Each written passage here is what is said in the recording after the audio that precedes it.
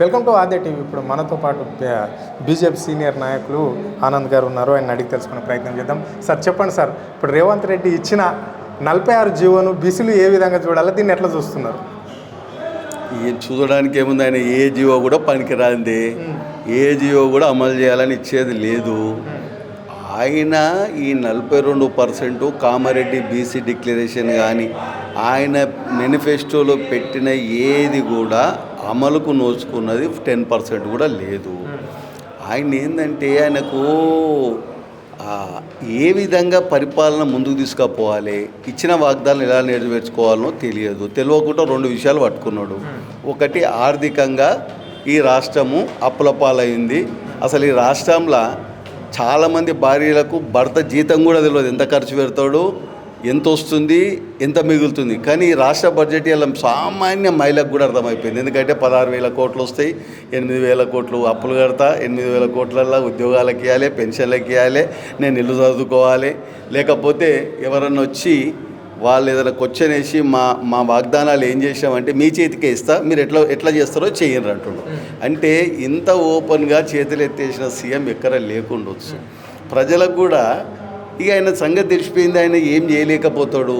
ఇప్పుడు ఏంటంటే ఆయనకు ఈ గ్రామ పంచాయతీల నిధులు ఆగిపోతున్నాయి కాబట్టి ఎలక్షన్లకు పోతున్నా, నేను అడ్డుకుంటేనేమో ఇగో గ్రామ పంచాయతీలు అభివృద్ధి చేయడము ఈ పార్టీలకు, ఈ బీసీ సంఘాలకు ఇంట్రెస్ట్ లేదు, వీళ్ళు సంక్షేమం కోరుకుంటారని బదనాన్ని నేర్పడము. ఒకవేళ రిజర్వేషన్ లేకుంటిస్తేనేమో బీసీలు అన్యాయం అయిపోతున్నారు. అంటే ఇప్పుడే కానీ అనుభవము, పరిపాలన అంటే అనుభవం ఉండాలి. ప్రజలకు ఏది అవసరమో అది ఖచ్చితంగా నెరవేర్చడానికి పాలకులు ప్రయత్నిస్తారు. ఆ ప్రయత్నమైన మనసులోనే లేదు. ఎట్లా అమలైతే చెప్పు, తెలియదా? ఆయన వాగ్దానం ఇస్తప్పుడు ఈ దేశంలో ఈ 42% అనే సమస్య కొత్తగా వచ్చింది కాదు. ఈ దేశంలో ఈ బీసీ రిజర్వేషన్ల గురించి ప్రతి రాష్ట్రంలో ఏదో సమయంలో ఏదో ఒక దగ్గర ఈ విషయం జరుగుతూనే ఉన్నది. ఎప్పుడైనా మనం ఏదైనా ఒక కోర్టు తీర్పుకు ఉదాహరణ తీసుకుంటాం, ఆ రోజు ఇది తీర్పిచ్చింది కాబట్టి ఇది చేయొచ్చు, ఆ రోజు తీర్పిచ్చింది కాబట్టి ఇది చేయలేము. మరి నీకు నిపుణులైన వ్యక్తులు లేకుండా నీవు డెలికేటెడ్ కమిషన్ వేసింది, అది ఒక పద్ధతిగా లేదు. మీరు జీవో తీసుకొచ్చింది ఇప్పుడే కృష్ణమోహన్ అన్న చెప్పిండు, అసలు నువ్వు 9వ షెడ్యూల్ ఇది పెట్టాలని చెప్పి ప్రభుత్వానికి, కేంద్ర ప్రభుత్వానికి నువ్వు విజ్ఞప్తే చేయలేదు. అంటే ఎట్లుందంటే అన్నీ తప్పించుకునేది అనుభవం లేని పనులు. అలా సలహాదారులు ఏం చేస్తారో చాలామందిని వేసారు. నిజంగా మరి వాళ్ళు సలహాదారుల సాలరీ తీసుకోనీకి వచ్చిన సలహాదారుల అది అర్థమవుతలేదు. ఎందుకంటే ప్రభుత్వం నడపడము, ప్రభుత్వము పార్టీ ఇచ్చిన వాగ్దానం నెరవేర్చుకోవడానికి చేసే ప్రయత్నం అనేది చిన్నది కాదు, అన్ని రకాలుగా ఆలోచించే చేయాలి. ఒక్కడైతే మేము చెప్తున్నాం, మా బీజేపీ పార్టీ తరఫున మా నరేంద్ర మోడీ గారు వచ్చిన తర్వాత నేను చాలాసార్లు చెప్పాను, ఈ దేశంలో కాంగ్రెస్ పార్టీకి ధైర్యం ఉంటే, వాళ్ళకి తెలివి ఉంటే, ఈ రాష్ట్రము, ఈ దేశము స్వతంత్రం వచ్చిన తర్వాత బీసీలకు మీరేం చేసిండ్రు, బీసీలకు మేమేం చేసాము ఈ 11 సంవత్సరాల్లో ఒక వైట్ పేపర్ మీద రాయండి. ఇగో మేము 60 సంవత్సరాల పాలనలో బీసీలకు ఇన్ని రకాలుగా మేము అభివృద్ధి చేసినాము, మేము కూడా 11 సంవత్సరాలు ఏం చేసినామో చెప్తాము. ఒకవేళ మీకంటే 1000 రెట్లు మేము బీసీలకు ఎక్కువ చేస్తే ఇక మళ్ళీ మాట్లాడకుండ్రి. రైట్. ఇక్కడేమో రాష్ట్రంలో నేను బీసీలకు పెద్దన్నను, బీసీలు ఏ పార్టీలో ఉన్నా నన్ను గుర్తించుకోవాలంటున్న ముఖ్యమంత్రి ఇక్కడ అఖిలపక్షం ఒప్పుకున్నాక పదే ఇప్పుడు మీ బీజేపీ పార్టీ కావచ్చు, ప్రతిపక్షమైన బీఆర్ఎస్ పార్టీ కూడా 9th షెడ్యూల్లో పెడితే మాత్రమే బీసీలకు న్యాయం జరుగుతుంది అని చెప్పేసి ఇక్కడ తీర్మానం ఇచ్చినాక ఢిల్లీలో ఒకరోజు దీక్ష చేసి ఎందుకు అఖిలపక్షాన్ని ఒప్పించి ఢిల్లీలో దీక్ష చేయలేకపోయిండు. మళ్ళీ అక్కడ మీడియా ముఖంగా మాట్లాడుతూ మా రాహుల్ గాంధీ ప్రధానమంత్రి అయినాక దేశవ్యాప్తంగా ఇక్కడ 42% రిజర్వేషన్ బీసీలకు ఇస్తాము అని చెప్పేసి ఈ రాష్ట్ర ముఖ్యమంత్రి ఢిల్లీలో చెప్పడం జరిగింది. మరి రాష్ట్ర ప్రజలకు ఈ విధంగా చెప్తున్నాడు, ఢిల్లీ ప్రజలకు అంటే యావత్ దేశ ప్రజలకు అట్లా చెప్తున్నాడు. మరి ఈ ప్రజలు ఎట్లా నమ్మాలి? అక్కడ సెంట్రల్ వాళ్ళు ఎట్లా నమ్మాలి, ఇక్కడ స్టేట్లో ఎట్లా నమ్మాలి? మీకు తెలుసా, ఎవరికైనా చెప్తే కూడా నవ్వుతారు.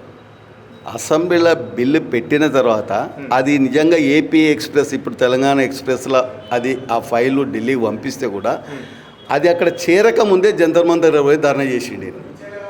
అసలు ఇట్లాంటి అసలు ఆశయప్రదమైన ఎవరు చేయరది. అంటే మా రాహుల్ గాంధీ దగ్గర నేను మార్కులు కొట్టేయాలి. నేను తెలంగాణలో ఈ 42% రిజర్వేషన్ నేను అసెంబ్లీలో కూడా ఆమోదింపజేసిన, ఇగో నేను చేసిన అని దేశానికి మొత్తము దీన్ని చూపించుకోవాలి. జంతర్ మంతర్ దగ్గర చేస్తేనే అవుతుందని చెప్పి ప్రభుత్వం చేతులు ఉంది కాబట్టి ఫ్లైట్ టికెట్లు, ట్రైన్ టికెట్లు, స్పెషల్ ట్రైన్లు అన్నీ వేసిపోయి జంతర్ మంతర్ దగ్గర ఏదో జంతర్ మంతర్ ఎగిరినరు అయిపోయింది. అంటే ఎంత తెలివిలేని పని అంటే అసలు జీవో చేరకముందే నువ్వు ధర్నా చేయడం ఏందరా నాయన. ఎవడన్నా అప్లికేషన్ పెట్టి తిరిగి తిరిగి తిరిగి చెప్పులు అరిగినాక ఏదైనా కోపంలో మాట్లాడటం లేకపోతే ముంగడ ధర్నా చేస్తారో నిరసన. అసలు అది ఫైల్ కూడా పోకముందే నువ్వు చేసినావంటే నీ సీరియస్నెస్ ఎంత ఉన్నది చెప్పు. లేదు. ఇంకొకటి ఆయన అంటాడు దేశంలో మేము ఇది తీసుకొచ్చి అంతటి చేస్తామంటాడు. అరే నీకు తెలుసరా ఆయన ఉన్న 3 రాష్ట్రాలు కూడా మళ్ళీ ఎన్నికలు అయితే రావు. మీకు రాష్ట్రాలలో ప్రభుత్వాలు వచ్చేది లేదు, మీరు 42% ఇచ్చేది లేదు. ఇయ్యనోడు ఇప్పుడు అప్పు చేసినోడు ఎగొట్టాలనుకున్నోడు ఎన్ని రకాలుగా చెప్తాడు అబద్ధాలు. ఆడు ఇయ్యడిగా మనకు తెలుసు నేను ఇయ్యనని, కానీ ఎదురుకొని చెప్తానే ఉంటాడు. ఎందుకంటే లాస్ట్కి తిరిగి తిరిగి ఆ లీడర్ రోడ్డు మీద పడ్డాడని అడిగి బేకారు వేస్ట్ రానిసి పెట్టాలి. కాంగ్రెస్ పార్టీ పరిస్థితి కూడా అంతే. మేం చెప్తున్నాము, జ్ఞాపకం ఉంచుకోండి, 2029 తర్వాత ఏ రాష్ట్రం కూడా బీసీలకు తమ జనాభా ప్రకారము ఎంత రిజర్వేషన్లు ఇచ్చుకోవాలనుకుంటున్నంత రిజర్వేషన్ ఇచ్చుకోవచ్చు. దాన్ని ఏ సుప్రీంకోర్టు ఆపది, ఏ 9 షెడ్యూల్ అక్కర్లేదు. ఎందుకంటే రేపు జరగబోయే జనగణనతో పాటు కులగణన మా ప్రధానమంత్రి స్వతంత్రం వచ్చిన తర్వాత మొదటిసారి ఎవ్వరు కూడా ధైర్యం చేయకుండా ఈ కులగణన జనగణన చేస్తున్నాడు. కులగణన చేసిన తర్వాత అది అఫీషియల్గా అయిపోయిన తర్వాత ఏ రాష్ట్రము ఏ కోర్టు కూడా ఎందుకు ఇచ్చినామని ఎవరు కూడా అభ్యంతరం పెట్టరు.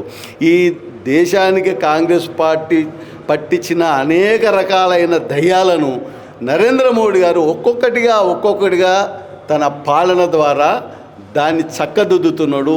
ఈ దేశానికి ఉన్న ఈ రిజర్వేషన్ల సమస్య కూడా నరేంద్ర మోడీ గారు తప్పకుండా దీనికి ఒక మంచి రహదారి ఏర్పరిచి భవిష్యత్తులో ఈ సమస్య ఏ రాష్ట్రంలో కూడా తలెత్తకుండా చేసిపోయేది మా బీజేపీ లక్ష్యం. రైట్. మీరు అన్నారు, చివరిగా చెప్పండి.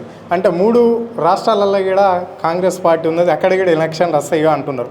మన పక్క రాష్ట్రమైన కర్ణాటకలో పంచాయతీ నడుస్తుంది. అంటే మీ బీజేపీ స్టాండ్ తీసుకున్నదా? అంటే పక్క రాష్ట్రంలో కూడా మా జెండా కర్ణాటకలో ఎగరాలని చెప్పేసి. కర్ణాటకలో మా జెండా ఇప్పుడు ఎగిరేది పక్కా.